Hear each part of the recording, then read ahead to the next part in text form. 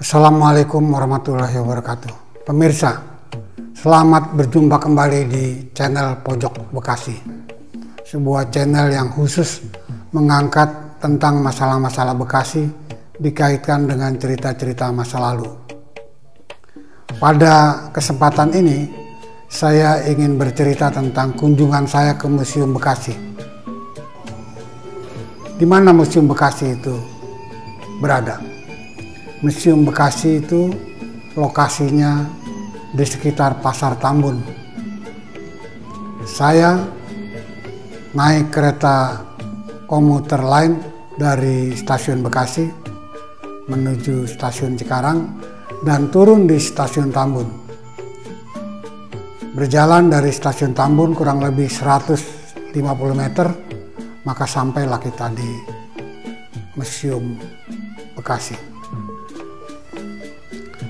Saya sangat saya sangat memberikan apresiasi kepada pemerintah Kabupaten Bekasi dan stakeholder, dan juga saya bangga karena Museum Bekasi ditempatkan di gedung tinggi yang memang sebetulnya syarat akan sejarah.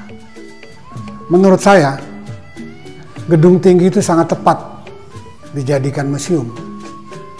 Karena apa? Karena memang gedung tinggi itu penuh dengan cerita-cerita sejarah.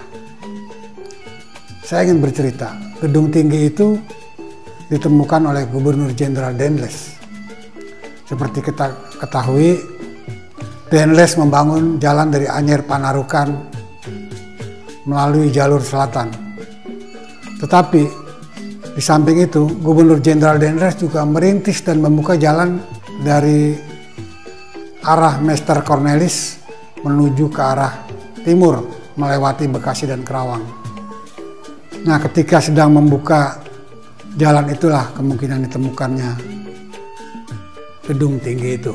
Seperti diketahui, jalan dari Cornelis atau Jatinegara ke arah timur menuju Kerawang dan seterusnya itu diselesaikan di zaman pemerintahan Inggris. Dan juga gedung tinggi mempunyai cerita-cerita sejarah masa lalu yang sangat mengesankan.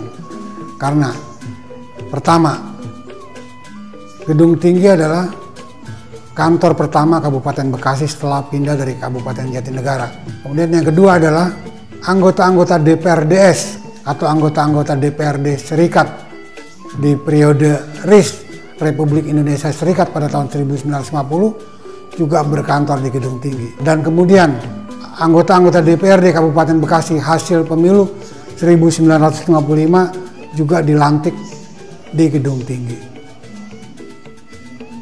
Dan banyak lagi cerita-cerita dan peristiwa-peristiwa lain yang tidak bisa kita sebutkan satu persatu.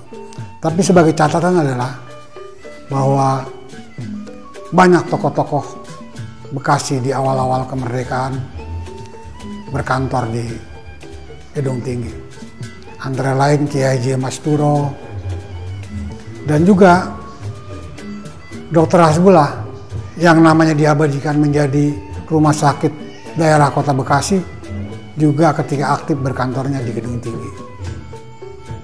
Banyak sekali yang bisa digali, yang bisa dijadikan narasi ketika orang masuk Museum Bekasi dari cerita-cerita yang saya sampaikan tadi.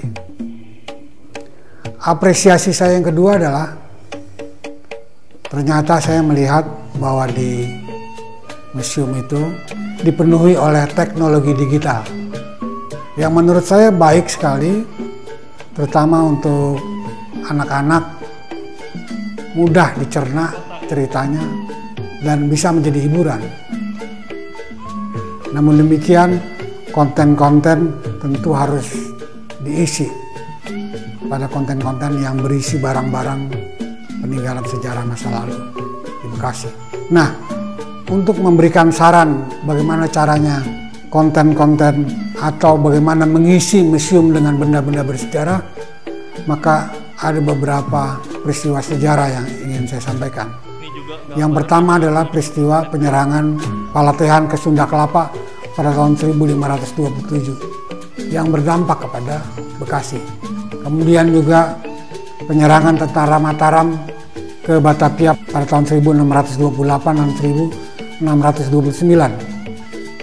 Itu juga banyak benda-benda bersejarah yang bisa kita temukan. Antara lain Gong Mataram, Golok Mataram.